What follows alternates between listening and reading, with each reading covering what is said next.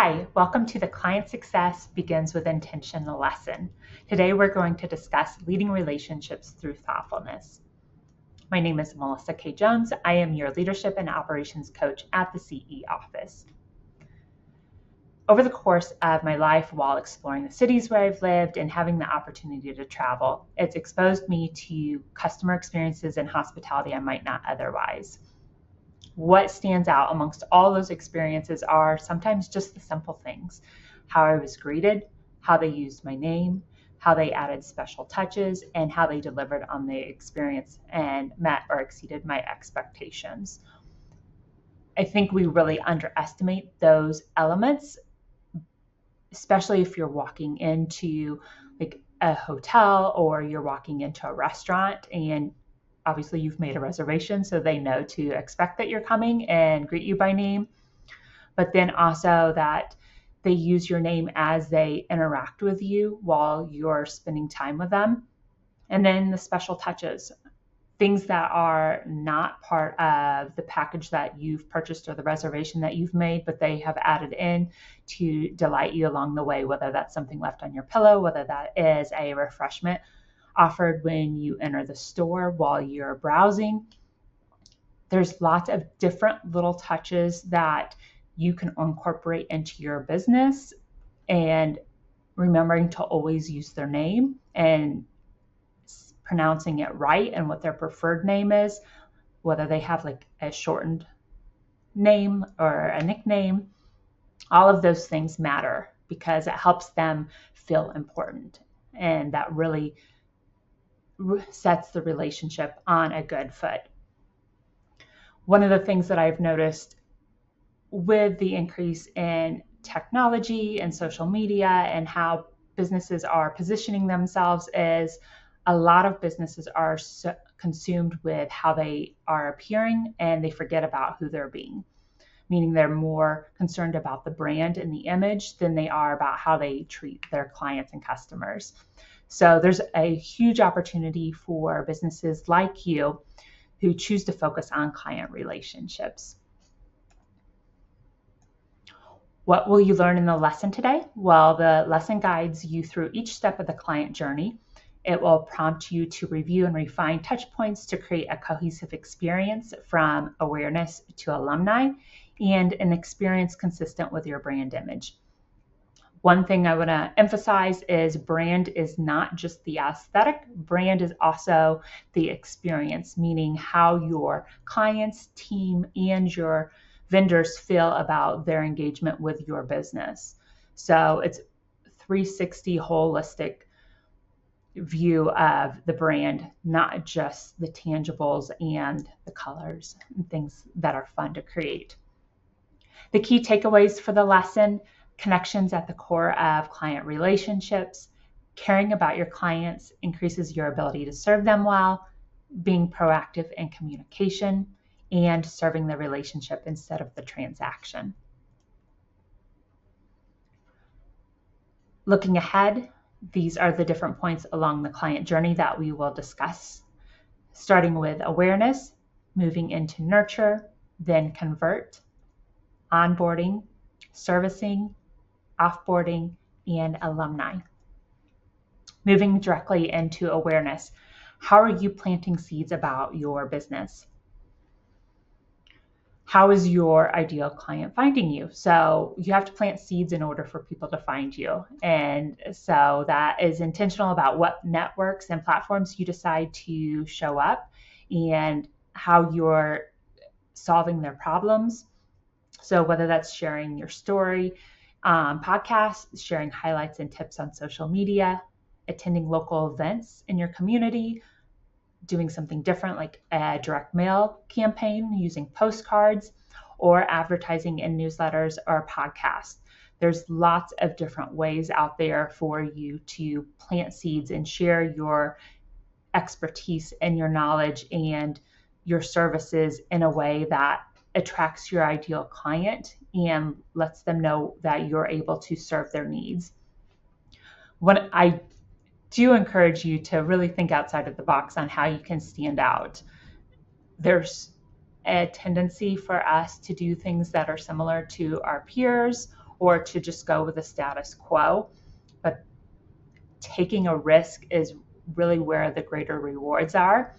So I encourage you to really do that, whether it's brainstorming with your team or brainstorming with your peers to think about what you can do differently in creating awareness for your business.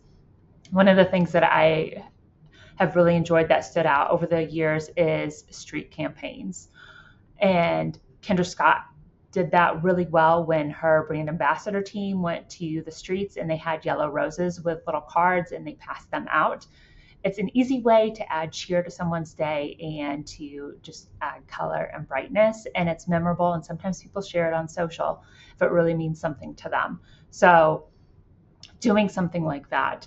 And I'm partially biased towards street campaigns, that kind of creativity, because early in my career when I was doing marketing for a property management company, there was a lot of activations that we did on campus and being creative with flyers and chalk and different activities and food to create awareness for the property that I was working for at the time. So I love like that creativity and that engagement, and I would encourage you to also think about how that looks for your business, whether that's a coffee shop or something that is in alignment with your ideal client, where they might spend time and where else they shop.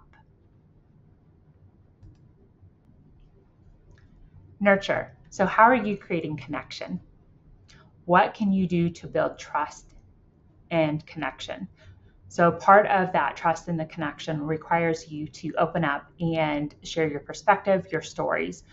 When you do that, this helps ideal clients then self-filter as they decide if you resonate with them or not. If you're the person that can truly help them solve their problems, if you have the experience that they're looking for the work that they are wanting accomplished or the problem that they're wanting solved, or if you're in alignment with the values of their business, all of those things matter. So when you are true to your brand and you are intentional about sharing that information, standing strong in your principles, then it allows you then to attract more of your ideal clients.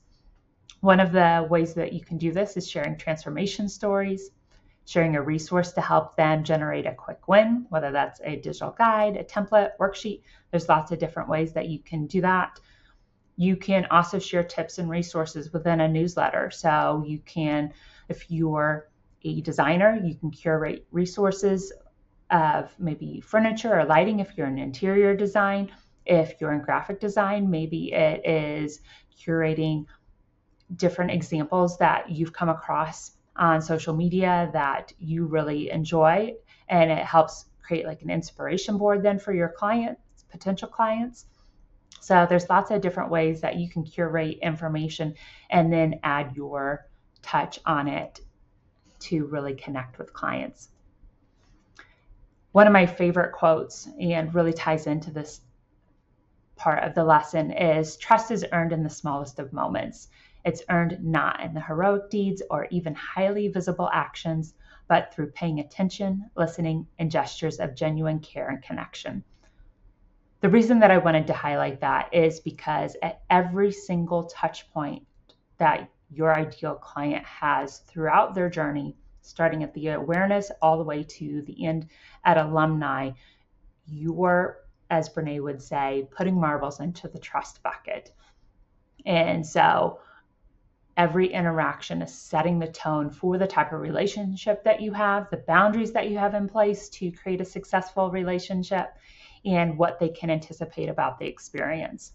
An easy example to just show what this looks like is communication. I think it's easy for us to respond to people on social media and start a conversation there, but it then can get to the point where then you're having full-blown conversations in the DMs when they should probably be more on a secure platform that your business has, whether that's an email or a client portal or some other channel that works for your business. And so just those little moments of steering people in the right direction so that it's setting the tone for the type of experience that they have for you and what they can anticipate in the future so that it's cohesive, is something that you may want to think about so that you can see the intentionality of it and that you care. And then also too, they're not confused later when they become a client and want to have a full-blown conversation in your DMs or on your personal phone or wherever you've chosen not to have business communication. You haven't set them up for confusion later on. So it's being intentional in the very beginning so that you have that congruency all the way through. Converting. How are you showing you care about their needs? The best salespeople serve instead of course. One of the most impactful lessons that I learned while working as a salesperson within new home construction was the emphasis on service. And it was a lesson taught to me by one of my really good friends at the time. And she shared how she doesn't focus on selling to clients. She focuses on what can she do to help them find their ideal home. So whether that's a home within her community or that's a home in a different community, she doesn't care. She just wants to make sure that they find what they're looking for. And once she shared that with me, it made such a difference because it took the pressure off of selling so that I'm focusing on the client and what they need versus what I am trying to get. And I hope that does the same for you when you're looking at sales, that sales are important. They're the lifeblood of our business, but it's a lot easier when we're caring about the needs of the individual in front of us instead of what we need. So how can we do that? Well, the first thing is, what research are you doing to learn about your potential client before a call? So assuming that you have an intake form or somewhere along the point prior to you having a discovery call, they have shared information with you.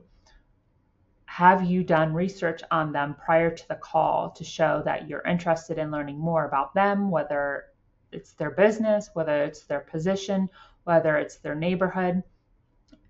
Things like that show that you are different from others in the business and that you really care about them as the individual. I always compare it to an interview, where an interview, when you're in your career, both parties are wanting to learn about the other person. It really benefits the applicant if they study the company that they are interviewing with to learn more about them so that they're prepared to ask the right questions during the interview process. Well, the same applies to you when you are selling your service to a client, is how prepared are you to ask the right questions then of the client, the other person on the other side of the table. With that being said, then how are you learning about their challenges and their needs? So you have the opportunity to use forms, whether that's on your website, whether that's through a newsletter, whether that's online through like a platform. You have discovery calls, you have social media insights. There's lots of different ways that you can gather information about the challenges and needs of your potential client. But the main thing that I want to emphasize here is the type of questions that you ask, because asking the right kind of questions can open the door up to a lot of information that will help you better understand what they're looking for, what their fears are, what their challenges are, where they're at, what hasn't worked for them. And so the more open-ended questions that you can ask to really just discover, then the better you're going to be able to navigate the conversation and really connect with them.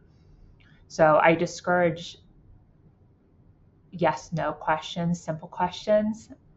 Obviously, there is a place for them, but the more open-ended questions that you can ask, the better in setting up that service and showing that you care. And then during that discovery call or conversations with them during the sales process, are you listening to hear or to respond? Are you looking to position your offer so that you can sell it? Or are you trying to service them where you're listening to what they're actually saying and then connecting the dots between what their needs and their challenges are and their fears to specific elements of the service that you're providing for them or what you can do for them.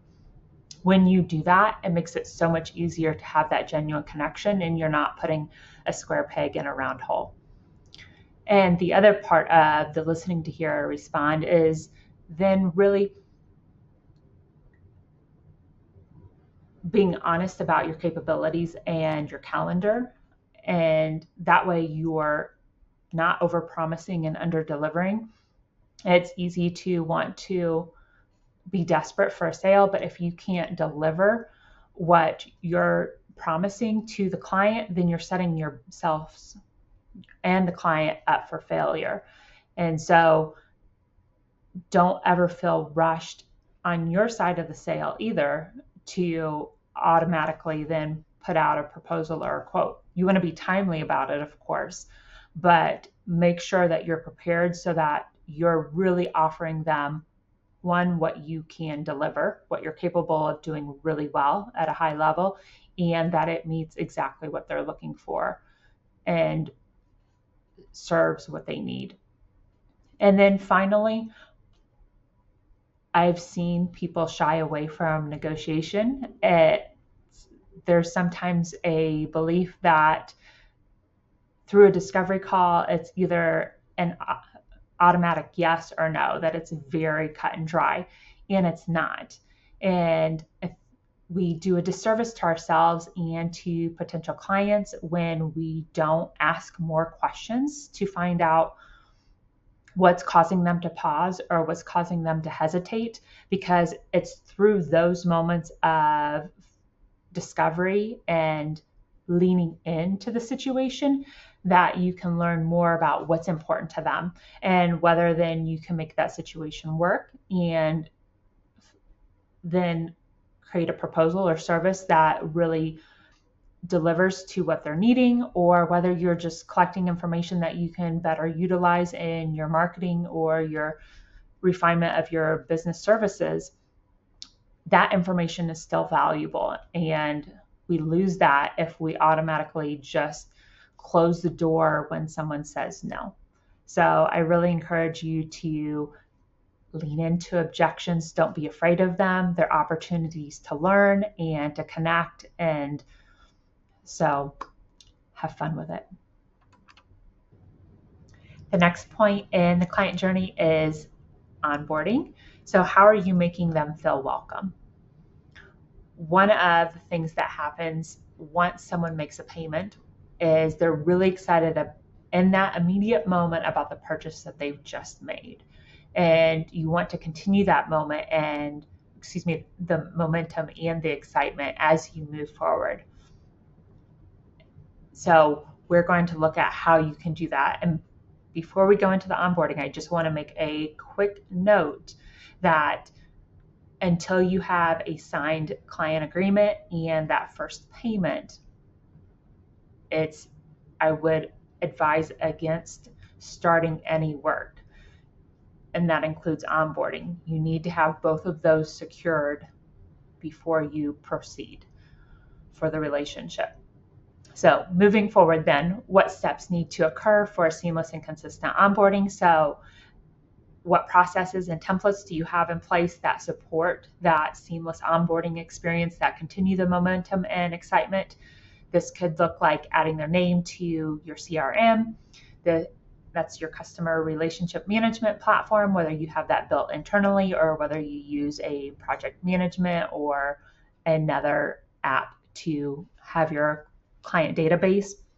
Then linking the client agreement to the client file is something else that I do. And then scheduling any recurring meetings. So if you're on a retainer or coaching or even like design, any meetings that you can set up in advance and get on their calendar helps make it easier. So that way, again, setting those expectations on the front end and putting that time aside. Now, if you need to reschedule it later, if an illness or something happens, obviously you can do that, but getting those out of the way first then makes it for the client, they have something to look forward to, and you have it in your books for scheduling either for your own work or for your team.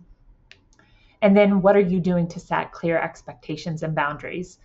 So in the welcome guide, are you highlighting key policies about communication, payments, cancellation, outside scope, etc.? Highlighting the key sticky points typically that have occurred in past client relationships. Highlighting them in the welcome guide just reiterates those things, and it makes it as an easy resource for the client. But again, it's reinforcing the expectations and the boundaries set for the client relationship. And then what are you doing to make them feel welcome? So how can you thank them for choosing to do business with you? Do you know what their personal preferences are? Do you know what their favorites are? How do you collect that information? Do you ask them directly through a form that they fill out? Are you paying attention to what they share on social media and making notes in their client file? But again, it's about making them feel important, that they're seen and that you appreciate them. And then when will they meet their primary contact? So if you have somebody else on your team that will be doing work with them, whether they're servicing the account or whether they are on the design team, if it's account management or project manager, whoever they'll be interacting with, at what point will you bring them into the conversation and make that connection? The earlier that you do it, the better. And I recommend that you're part of that handoff, so that way it creates a seamless transition and it's just not a cold introduction. And the reason that I say that is because a lot of times, especially if you're the founder or the owner watching this, is that the client has this established relationship with you because they've most likely interacted with you the most on social media or in the relationship up to this point. So they have a stronger connection with you. And for that transition and pulling somebody else in from your team to help with the service, you really want to guide that so they don't feel like they're being dismissed, but it's just another person who's going to take great care of them. So think about how that looks for your business and team and how you can make that a seamless introduction and transition. Service. How does the quality of your service show that you care? When you care, you are meeting and exceeding expectations. So that starts with delivering on what you promised. One of the things that I would encourage you to do, if you haven't done already, is define what your service promise is. And a lot of times that's external facing. So what are you ensuring that your clients will receive when they work with you? And then a service standard is internal, meaning these are the standards that we have defined in our performance and our quality of work that we will uphold to ensure that we deliver on the service promise. And that service standard, then how do you consistently uphold it? Well, what processes, what systems, what templates, what policies do you have in place that uphold the service standard so that you can deliver the service promise? Again, promise is external, standard is internal. And then part of delivering what you promised is paying attention to the details, because clients can pay attention to the details as well. And if they notice that you've made a mistake, including myself, that if something is off, there is a grace area where people just understand things happen, but also there can be limitations to that. And so if they see a recurring issue where things have been missed or overlooked or done wrong, that chips away at that trust. So remember how we talked earlier, the Brene Brown, about trust being built in the small moments, and you have that trust jar with the marbles in it. Well, if you're not upholding the service promise, if you're missing details, if there's errors, that chips away at that trust. And then the next thing, creating ways to delight your client. So how can you leverage client conversations to increase value? Are you hearing and picking up what they're putting down in their conversation? It's easy, like when we're in the midst of things, to just have our focus and our agenda, and we don't pay attention to sometimes the things that people also aren't saying out loud, or they're not sure how to voice it or what words to use. So part of serving people really well is really being in tune with them in the conversation, paying attention to their body language, listening to their tone, hearing where they're pausing and hedging at things to see if maybe they're hesitant to discuss something and they're waiting on you to leave that part of the conversation, but just really paying attention to that part. And another way to delight your client is then how can you create wins for them? So there's the first level where you're delivering on the service that you've promised. But then if you want to take it to another level, is how do you set them up to win? Like if it's a B2B situation, business to business, how are you setting them up to win with their clients? Or if it's B2C, how are you helping set them up to win with their customers? Those things will set you apart because you're not just thinking for the immediate, but you're also thinking one step beyond what you're doing. And then how are you maintaining connection during a waiting period? So there may be gaps in the service where you may be waiting on a delivery, you may be waiting on a response, maybe the client hasn't responded to you as promptly as you would like, or there's just a delay in the service. How do you maintain connection during that waiting period? That's part of nurturing that relationship. And it's easy to feel like we don't have anything to share, but just staying connected, keeping them in the loop. If you have a status update, or to say everything's still going well, and just to say, I hope you have a great weekend. There's different ways that you can do it that maintain that connection. One of the things that I emphasize with clients is anytime there's a gap in communication, people start to create their own stories, and those stories aren't always correct or in the benefit of the relationship. So I'm not saying to inundate them with communication, but you do want to have consistency there so that they know that they're still being taken care of. And then showing gratitude. So one of the ways that I do this is with every single payment, I send out a thank you to them. It's just a good practice, I think, of honoring the relationship and honoring the exchange of money, that you show gratitude for that. So it's not just at the beginning when they become a client and sign the agreement, or at the end, but it's if you're on a recurring payment process, then it's each time there's a payment. And that's separate from a receipt. It actually occurs through a separate. So I use paperless post. That's my preferred tool for sending out thank yous. And then next, in regards to meeting and exceeding expectations, ask for feedback throughout the experience.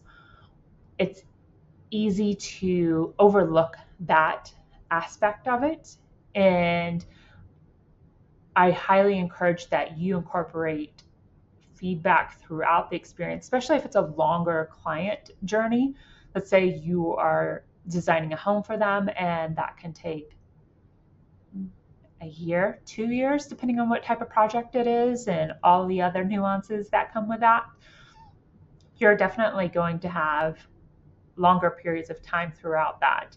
And so if you wait till the very end to ask them about the experience, there's two things that happen. One, you don't get accurate information in regards to their experience and what areas you can improve, because 2 years, I mean, we don't even remember things in our own lives for that long. So they're not going to remember details about their experience that you can use to refine the experience and the service. And then also two, you don't want to let molehills turn into mountains, meaning that if you are waiting for something to happen and you just sweep it under the rug, or if they sweep it under the rug and because they're afraid to bring it up, and then things just continue to compound, then you have a bigger issue. So it's getting back to being proactive and getting in there and getting their feedback, touching base with them, having that communication, so that way you can manage the experience and they continue to enjoy the relationship. And then finally, anticipating their needs. So if you foresee a challenge, if you foresee a delay that's occurring, tell them in advance and provide the solution that you've created, or depending on the situation, if you want their feedback in it and creating the solution, then you can give them options. So ideally, from a behavioral standpoint, you would want to offer them 2 options so it's easy for them to choose, and then you know what to do moving forward. But there's nothing worse than a client finding out about a problem, whether it's a delay, whether it's something that has been destroyed or exposed, whatever the case may be, but them finding out about it without you telling them. And then 2 things happen. 1, they get stressed out because they have to figure out how they want to resolve the issue. And then 2, they start to question whether you're hiding things because you didn't bring it to their attention first. So I always recommend that if you know that there's going to be a delay or a problem, that you extremely proactive about it and let them know as soon as possible. Just a little anecdote from my career. When I was in new home construction, they were pouring the footers for a basement, and one of the cement trucks fell into the footer, and so the wall sort of caved in. And it was at that moment that the buyer for the home's father drove by the property and saw what was happening before I had a chance to call the client. So that was a fun conversation to have about what we were doing to make that situation right. But it's an example of what can happen and how quickly it can happen. So just managing all of those things, it's always an experience, but you can handle it well. It's just in delivery and providing solutions.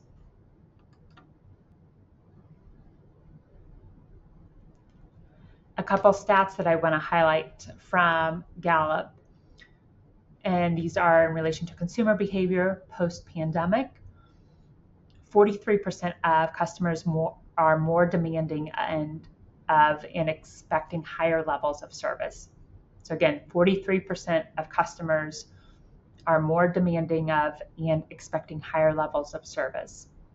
28% of customers have greater expectations for virtual and remote service.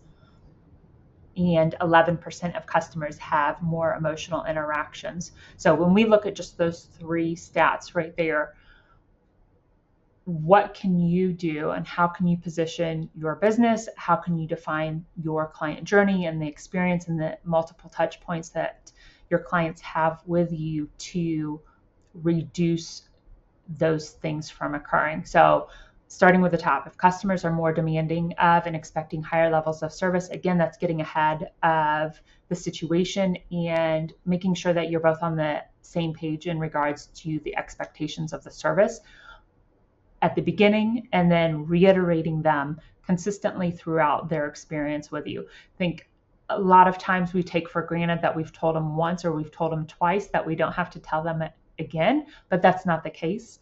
They are busy just like the rest of us. And this applies for any relationship. People are busy. There's so many things coming at them, and we forget sometimes the details. So that's why those client touch points and those frequent communication opportunities are important, because it helps ensure that you're both in alignment and on the same page in regards to the service that's being provided. And the emotional interactions, that comes from really just people are stressed, whether they're financially stressed, whether they have personal relationships that are stressing them, whether it is all the things that seem sometimes to be happening in society. Different people respond differently to different things depending on like how it impacts them or how they view it as affecting them. And so that's just an opportunity for some compassion and grace. When I worked in a call center for health insurance, as you can imagine, people are very volatile about their health, rightfully so. And along with that comes people that can be very angry, yelling extremely loud, cursing, the entire range of emotion. And one of the things that you learn quickly is that it's not personal. A lot of times someone can be in pain, and I think we all know that if you're in pain, you're just not acting your best self. Doesn't give you an excuse to treat people poorly, but it does happen. And so keeping that in mind, that when those situations occur, when people have emotional outbursts, or when the situation is more volatile, you're leading that interaction. So what can you do to reduce it or to mitigate it? And part of that is, one, listening. Don't interrupt them. Let them vent, let them talk. It doesn't mean that you have to be disrespected, but it's also knowing like when and how to lay down your boundaries. And so you can calmly say that you're not going to disrespect me, you're not going to call me names, whatever the situation calls for. But a lot of times when you do that in a calm voice, it pulls them back down to reality. Because also, and this is more of like psychological behavior, but they have to be quiet in order to hear you. So if you keep your voice calm, they then have to become calm as well. And then on the other side of consumer behavior, 23% of employees strongly agree their organizations always deliver on its promise. 30% of employees who strongly agree that they are extremely proud of the quality of products and services. And 19% of employees report having customer-oriented goals. So looking at those stats from an employee point of view, you can see that there's a lot of work to be done. So one of the things that I would encourage you, if you have a team, is to pull them in and get them on board to make sure that there's alignment on the service standard, the service promise, and where are there gaps in that. And when they're participating in the service, are there areas that they can see the company do better, or for a process improvement, or to refine a template? Pulling them into the process and using their feedback and their observations, one, helps the business and pulls them in to be engaged. It values them, shows they're important because you're taking their feedback and implementing it. And then finally, on that last note, the 19% of employees reporting having customer-oriented goals, that's a huge gap. If you have almost, I would say, any team member that is client-facing, or regardless of whether they're client-facing or not, there needs to be an element of their performance that is weighed on their impact with the clients of the business. So whether that's ambassadors, whether that is service or sales or marketing, it's administrative. There's usually almost everyone at some point interacts with the client or the customer. And so having their goals tied to that, whether it's individually or collectively, is important because that pulls the business together. So it's teamwork to deliver on the service promise and the service standard.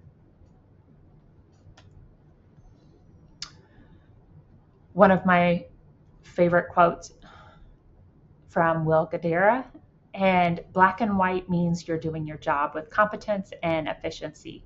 Color means you make people feel great about the job you're doing for them. Getting the right plate to the right person at the right table is service, but genuinely engaging with the person you're serving so you can make an authentic connection, that's hospitality. So elaborating on that, you can have processes and templates or policies within your business And those are helpful because they reinforce the standards and the promise that you're delivering to clients. However, if you and your team then don't use nuance to create that connection and really see people and deliver what they're needing and to listen to them, then you're missing out on the opportunity to provide them with excellent service. So it's more than just doing exactly by the letter what you're supposed to do, but it's also adding flavor to it, adding color to it. So what's that look like for your business? Next is Offboard. How do you set them up for continued success? So premium service extends past today. What steps need to occur for a seamless and consistent offboarding? Again, you'll have processes and templates in place to do this. That can look like removing access from shared platforms and finalizing payment details. And then next, how do you tie a bow on their experience? So what are their achievements of the project? A lot of times that can just be a summary of the things that you've accomplished together, the milestones that you've met, and that also reemphasizes your ability to deliver on the service promise. And then care instructions. So how can they extend the quality of service that they have received from you? So if you're an interior designer, maybe that looks like, how do they take care of the furniture? Is it their like paint? If they need touch-ups, is it a touch-up kit? There's lots of different little things that you can do that really just extend the life of the service so that it doesn't end once the contract ends. And then how do you make them feel appreciated for being a client? So this again ties to the beginning when you're welcoming them, and then also at the end when you're thanking them for choosing you, is making it personal, making it relatable.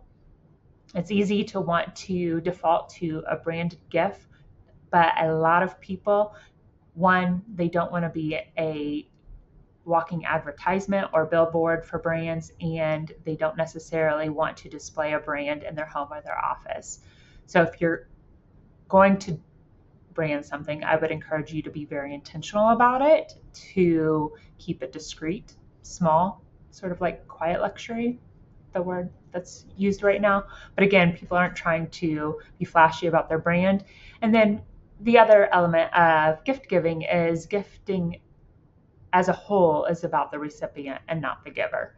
So when you have branded merchandise and you're gifting that, it really makes it more about the giver than the recipient. And those are the things that end up to be more tchotchke, and they end up in a pile and not really used. So I would encourage you to be very intentional in that closing gift. What's something that they can use and have a positive memory of you every time they use it? How will it fit into their home? How will it fit into their office? How will it fit into their daily use? Again, it's easier to find things that resonate with them when you've paid attention to them throughout your experience. One of the ways that I do that is, again, I'm always paying attention to what people are saying in conversation. Like at the beginning of coaching calls, there's that fun small talk where you're catching up on what has happened in our lives since we talked last. And when people mention things, I make note of it, because then it helps me. I have then a file I can refer back to that easily then shows me what their preferences are, whether it's tea, whether it's coffee, whether it's champagne, whatever the case may be. And you don't have to buy a bottle of champagne for somebody, but again, the point is that you're paying attention to the details, the things that are said in passing, and you're making note of it. That's what really hospitality is about, and providing that next level of service. And then finally, asking for a review where they can share their experience with peers.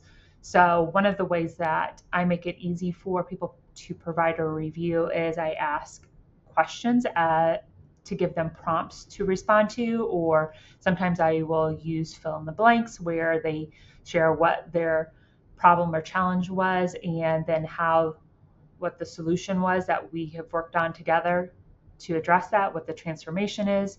So there's lots of different ways, but I encourage you to make it easy for them to provide that review and provide the link wherever you want those reviews to be captured. It really just helps with that experience. And then the last point in the experience is the alumni. So how do you show past clients that you still care? So this is extending the relationship beyond the transaction, checking in with them after 90 days, 6 months, or a year. You can choose your own time intervals, but checking in with them after the experience, what continues to work for them, what's no longer relevant, what's changed. By touching base with them and having that check-in, again, we're going back to showing that you care, that it's more than just a transaction, that you want to continue to make sure that their needs are met. And it also helps you in learning about your business and how clients are evolving and what their future needs are, how they are changing. So that way you're gathering information as well to create possibly new services or new add-ons, whatever the case may be. That extension of the relationship, again, is a continuation of servicing and care.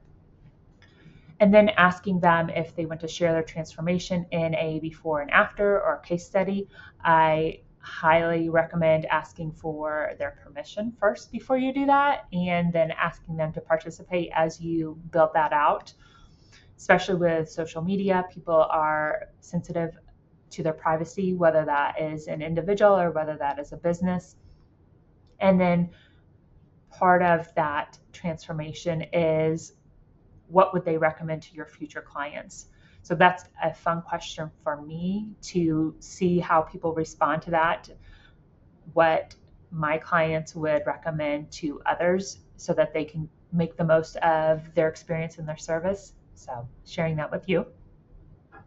And then be a resource. So you know their business and their team. You've spent time with them. You've asked questions. You've worked beside them. How can you continue to nurture that relationship? Whether it's with referrals, updates, sharing information, making connections, making introductions. That's really what makes that relationship continue to blossom after the transaction.